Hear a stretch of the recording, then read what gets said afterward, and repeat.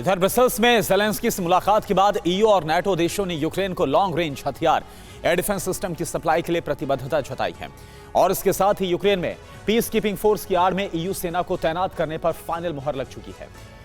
Joe Biden की इस रणनीति से रूस के राष्ट्रपति भड़क गए हैं। पुतिन ने यूरोप के नाटो सदस्य देशों के खिलाफ 2 बड़े कदम उठाए हैं।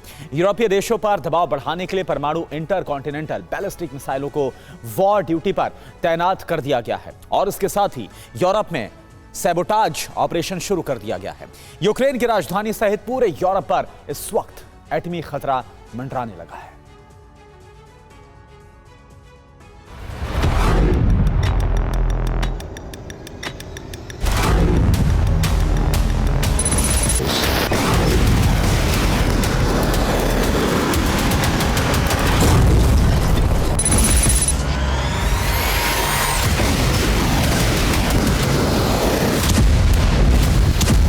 UEM Jaipur is a perfect target for prospective students aspiring for good jobs, good education with future-ready skills.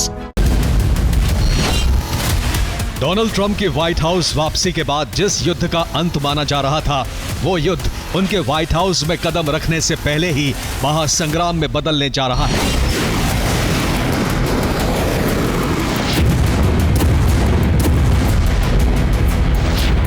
सप्ताह के अंतिम दिनों में बाइडेन ने विनाशकारी बंदोबस्त कर दिए हैं। बाइडेन की इस रणनीति पर ब्रसेल्स में ईयू वेस्टर्न बाल्कन समिट के दौरान ईयू और नेटो नेताओं के हस्ताक्षर हो चुके हैं, जिसके गवाह खुद यूक्रेन के राष्ट्रपति वोलोदिमीर ज़ेलेंस्की बने।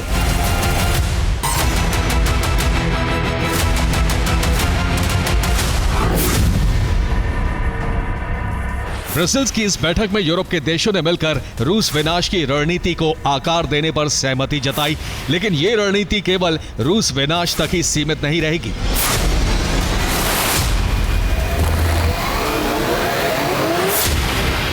क्योंकि रूस पर होने वाले हमले पुतिन को यूरोप पर एटमी पलटवार के लिए मजबूर कर सकते हैं।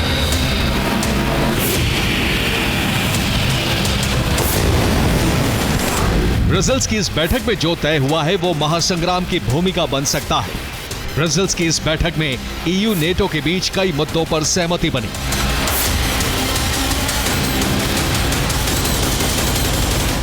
यूक्रेन में पीस कीपिंग फोर्स के तौर पर 1 लाख सैनिक तैनात किए जा सकते हैं। इसके साथ ही लंदन को यूक्रेन की कार्यकारी राजधानी बनाया जा सकता है।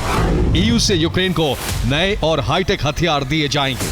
जर्मनी $8 बिलियन यानी 68,000 करोड़ रुपए के हथियार यूक्रेन को देगा। वर्ल्ड बैंक से यूक्रेन को 17,000 करोड़ रुपए की मदद मिलेगी। यह मदद रूस की सीज की गई संपत्तियों को बेचकर दी जाएगी।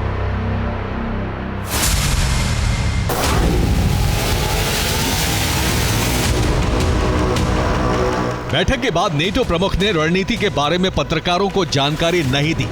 मार्क रूटे ने कहा कि चर्चा में नेटो की योजना के बारे में रूस जान जाएगा। ब्रसेल्स की इस बैठक में समझौतों और घोषणाओं के बाद रूस का क्रोध भड़क उठा है।